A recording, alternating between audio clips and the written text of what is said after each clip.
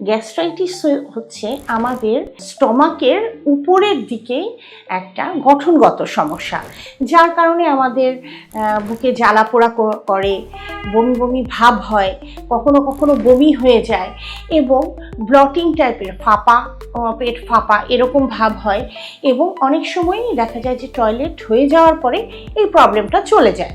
IBS হচ্ছে আমাদের মস্তিষ্ক এবং ক্ষুদ্রান্তের মধ্যে সংযোগগত একটা সমস্যা।